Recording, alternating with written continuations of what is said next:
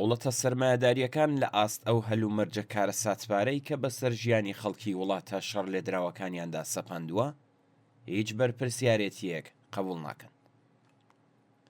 ئەمڕۆ چوارشەممە 28 سەرماوەز بەرابەر بە 18 دەسامبر ڕۆژی جیهانی کۆچبەرانە. کۆبوونەوەی گشتی ڕێکخراوی نەتەوەی گرتووەکان ساڵی 2000 18 دەسامبری وەک ڕۆژی جیهانی کۆچبەران ناوزەت کرد. هۆکاری دیاریکردنی ئەم بۆنەیە بریتی بوو لە پەرەسەندنی ژمارەی کۆچبەران و هەڵسوکەوتی زۆر جار خراپ و نامرۆڤانەی ئەو کۆمەڵگایانەی کە ڕوویان تێدەکردن.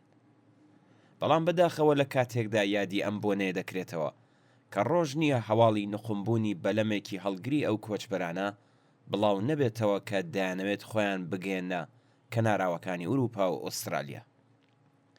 بەرپرسانی وڵاتانی سەرمایەداری ڕۆژاوا بەردەوام و بە شێوەیەکی ڕیاکارانە گلەیی و گازەندە دەکەن سەبارەت بە ڕێژەی ئەو کۆچبەرانەی کە ڕوو لە وڵاتەکانیان دەکەن و بەردەوام یاسای دژە کۆچبەری دەردەکەن.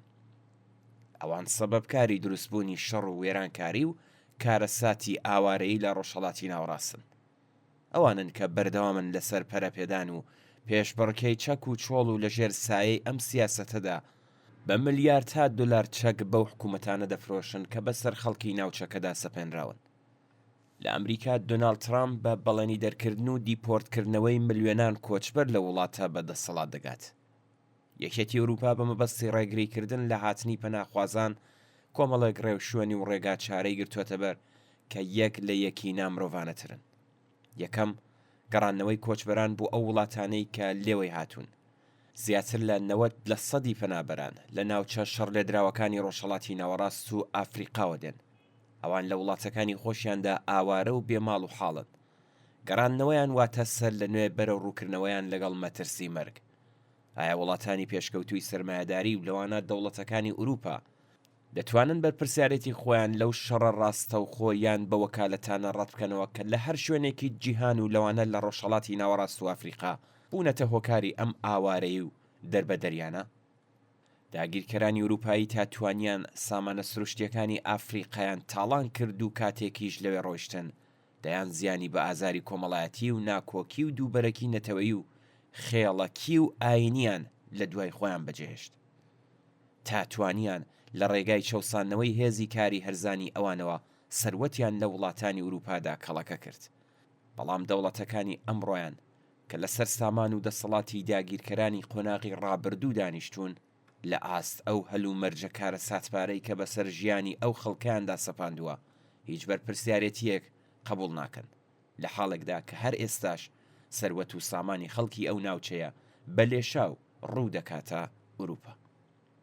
ئەگەر تەنانەت قبولی بکەین کە پەنابەرانی ئافریقایی لە ڕووی هەژاری و بارودۆخی خراپی ئابووریەوە لە وڵاتەکانیان هەڵدێن و بە دوای کار و ژیانێکی باشتردا دەگەڕێن، دیسانیش پرسیار ئەوەیە کە چ کەسانێک ئافریقایان تاڵان کرد و بە دوا کەوتویی هێشتیانەوە و لە دوای برسێتی و نەخۆشیە مەترسیدارەکاندا گرفتاریان کرد.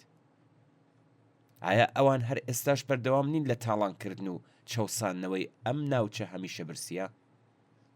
دووهەم، پەسەندکردنی یەک لە دوای یەکی یاسای دژە پەنابەری لە ئوروپا تەنیا کاریگەری لەسەر پەنابەران نابێت، بەڵکو ئەو یاسا و سیاسەتانە هاوکات وا دەکات کە ئەم وڵاتانە لە ڕووی ئەخلاقیەوە پاشەکشە بکەن. ئەم ئاراستەیە زەمینە خۆشتر دەکات بۆ بەدەسەڵات گەیشتنی حیزب و ڕەوتە ڕاستەوەکان. هاتنە سەرکاری ئەو حیزبانە بەو مانایە کە لە هەنگاوەکانی داهاتوودا هەموو ئەو دەستکەوتە پێشکەوتن خواز و ئینسانیانەی لە بواری کۆمەڵایەتی و ئابووری و سیاسیدا کە لە ئاکامی خەباتی بەردەوامی چینی کرێکاردا بەسەر حکوومەتەکاندا سەپێنراون هێرشیان دەکرێتە سەر.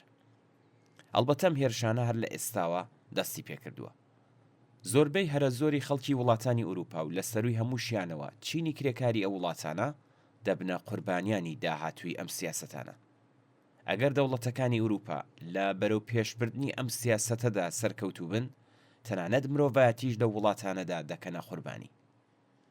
سێهەم، داخستنی سنوورەکان و سنووردارکردنی ئۆپەراسیۆنەکانی فریاکەوتنی دەریایی بەو پاساوەی کە ئەم خزمەتگوزاریانە هانی کۆچبەرانی نوێ دەدەن. یەکێتی ئوروپا بە پێی ڕێکەوتنێکی فەرمی بڕیاری داوە کە ئۆپراسیۆنەکانی ڕزگارکردنی پەنابەران سنووردار بکات. هیچ گومانێک لە دژە ئینسانی بوون و جەنایەتکارانە بوونی ئەو سیاسەت و پاساوکردنەدا نییە.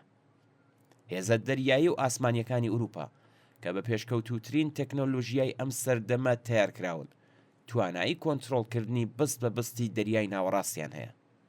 ئەوان دەتوانن شوێن پێی هەر بەلەمێک لە شوێنی وەڕێکەوتنیەوە تا شوێنی مەبەست بگرن و پێش ئەوەی لەگەڵ مەترسی نەخۆمبوون بەرەو ڕوو ببنەوە ڕزگاریان بکەن، بەڵام بە ئانقەست ئەم توانایە بۆ ڕزگارکردنی ژیانی پەناخوازان بەکار ناهێنن، تەنانەت ئەگەر پاڵنەرە ناڕەواکانیشیان بۆ سنووردارکردنی ئۆپراسیۆنەکانی فریاکەوتن بە مەبەستی ڕێگریکردن لە هاتنی پەنابەران بۆ ئوروپا قبول بکەین، واقعیەت ئەوەیە کە بەوەش ناتواندرێت بەر بە شەپۆلی هەڵاتنی پەنابەران لە دەست مردن و هەژاری بگیردرێت.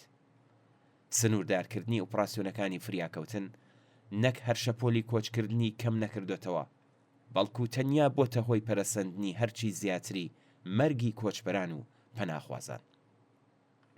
دەبێ بە پشبەستن بەڕای گشتی پێشکەوتن خواز و مرۆڤ دۆست و هێزە خەباتکار و تێکۆشەرەکان لە وڵاتە سەرمایەداریە پێشکەوتووەکان، دەوڵەتە ڕۆژاواییەکان ناچار بکرێن ڕێز لە مافی کۆچبەران و پەنابەران بگرن. پێویستە خەبات لە پێناو بە فەرمیناسینی مافی مانەوە و دابینکردنی ژیانێکی ئینسانی بۆ هەر تاکێک وەک مرۆڤێکی خاوەن مافە گشتگیرەکان و هاوڵاتیەکی جیهانی، لەوانەش مافی نیشتەجێبوون لە هەر شوێنێکی ئەم جیهانە کە ئارەزووی دەکات هەرچی زیاتر پەرەی پێ بدرێت.